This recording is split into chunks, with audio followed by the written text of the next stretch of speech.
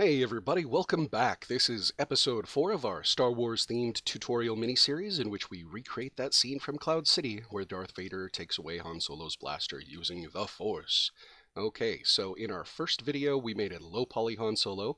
In our second video we made some very simple materials for Han. Can't talk today. And in the third video we made a very simple boxy bone structure. Excellent. In this video, we're going to do some weight painting, which basically means that when we move these bones around, we want the mesh to deform properly instead of twisting up and looking all crazy. So the first thing that I like to do is set up a test animation. So hit 1 on your numpad, and we are going to basically set this up so that you don't have to jump back and forth between the rig and the mesh in order to see if your changes are moving. Okay, so what we're going to do is we're going to hit this record key. We're going to drag our timeline slider thingy all the way down to a 100. Okay, and we're going to start rotating things by 45 degrees. So we'll rotate this arm, and we're going to rotate it 45, and this other arm 45. And if you look down here in this corner, when I hit the R button, you'll see this ROT. Okay, that tells you what angle you're rotating to. Okay, and if you want precise angle snaps, you hold down the control key. There we go, 45. Excellent. And 45 is a nice, easy number to remember. It is a big enough angle change to let you know if something is definitely wrong. Okay, so let's go ahead and move this down to 0. And when you have to move these things back, it's nice to know by exactly what angle you did rotate them. So here we go, 45s. All right, set this back.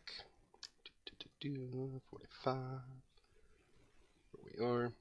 Excellent. Okay, and if we scrub our timeline, there we go. Excellent. Go ahead and make sure you click that off so it's not recording anymore. Excellent, guys. Very good job. Okay, now before we get started, we need to make a few changes to our workspace. So the first thing I want to do is go ahead and click on the mesh and come over here to this menu. Okay, we want to get rid of the normals, the shape keys, the UV maps, and the vertex colors, but we want to drag out our list of all of our bones. Excellent, guys. All right, that means, or that makes it easier for us to be able to get access to the bones and look and see what they're doing. Excellent. Okay, click on the cube real quick, and under display, we'd like to select wire. All right, go ahead and click on your upside down triangle again so you can see your bones, and let's jump into weight painting mode. All right, so when you first start weight painting, the thing you notice is that everything has turned blue or purple, or, well, it looks blue to me. So that's cool and all, but it doesn't really give us all the information that we really need. What we need to do is go from none to active, okay? And so this shows us right here, jumping between these, that even though we thought that just because there's color around this one, that these were the only vertices that were being affected, now we can see exactly how far that effect is moving out. So we definitely want to delete, or not delete, but zero out all of these values for these other areas that we don't want this arm to have influence over. Okay, so you would want to use a brush called Subtract. Okay, so come over here, click on Subtract. I always choose to change my brushes here by clicking on this icon, because every now and then this will work properly, but for the most part this always works. So, you know, whatever works.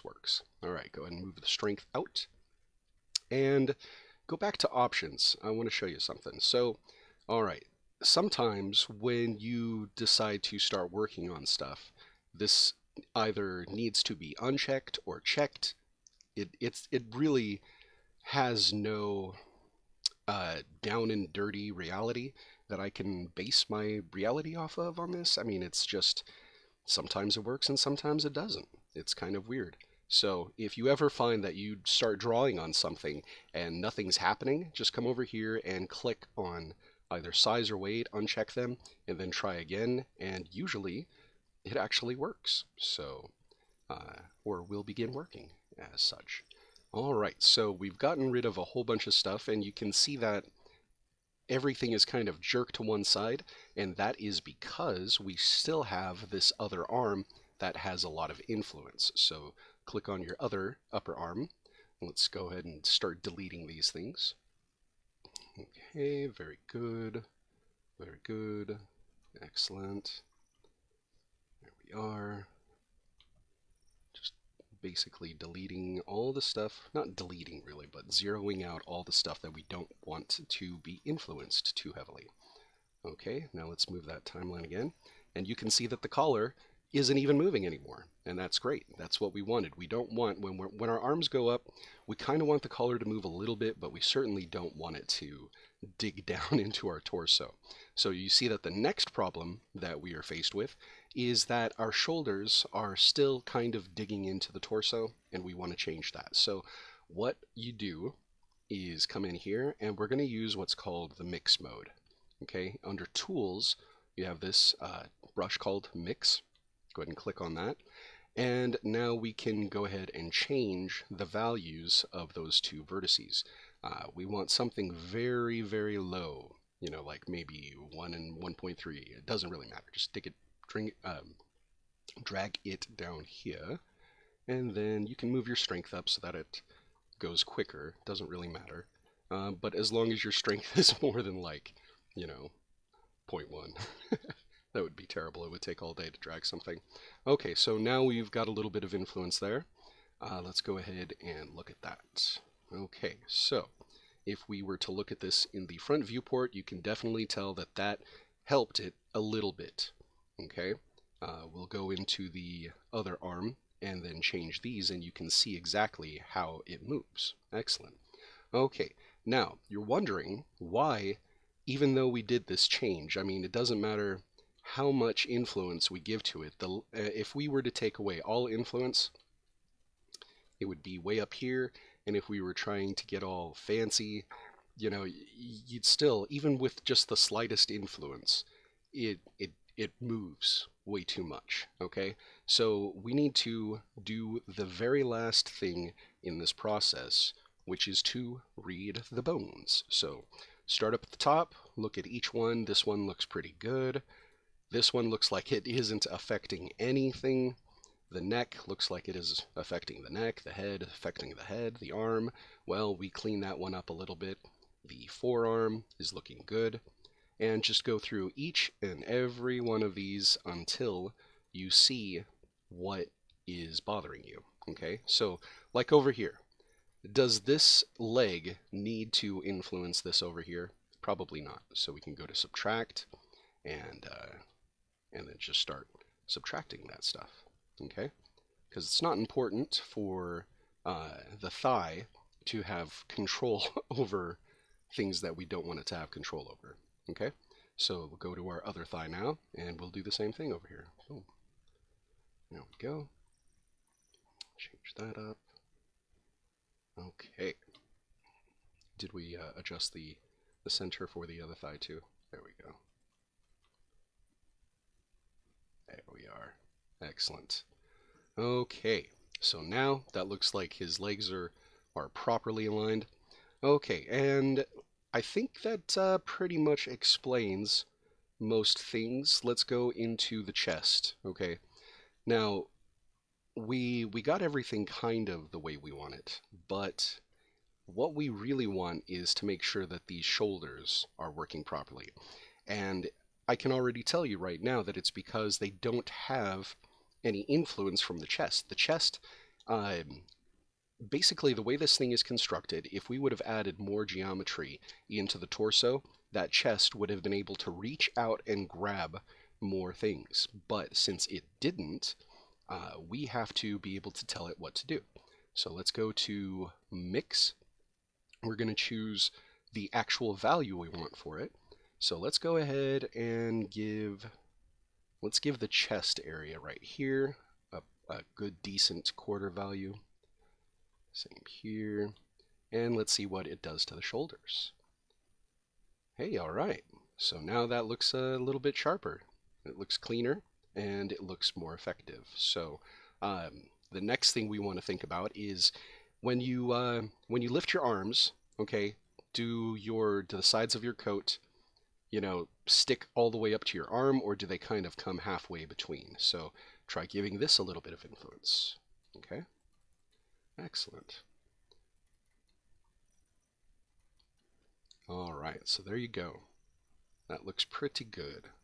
So, and the hardest part about this really is that nobody can tell you precisely what values things need to be.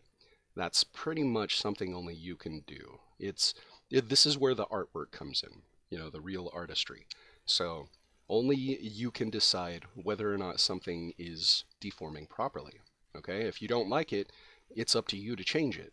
Nobody can tell you, this is the only and best way to do this. But, there are tips and tricks, organizing your space, learning that there's a difference between none and active. I mean, these things are important because, like, literally, you'd have no idea if the neck had been selected at all because it's blue. I mean, look over here and now you can see that, yes, it is blue because it is blue, not because the rest of the mesh is blue. Okay? So, there you go. Um, is there anything else I can tell you about this? Probably not. I think this is pretty good so far. Like I said, we're not making a super fancy thing right now. This project is intended to give you the ability to figure out how you want your crowds animated or stuff like that, or a super low poly, low res game. Uh, not necessarily so detailed for like you know uh, cinematics or something, because that would just be silly. Okay, so there you go. And I think that's it. In the next video, we are going to make a quick and dirty blaster for Vader to snatch away from Han. And then after that, we will make an animation of Han drawing the blaster and aiming it at Vader. Okay, and then we'll take that into Unity, and then we will figure out how to grab that blaster away from him once he starts aiming it. Okay, guys, thank you very much. I am hoping that you're enjoying this series. If you are, let me know, leave some comments, and I will be glad to answer all of them. So I will see you guys in the next video.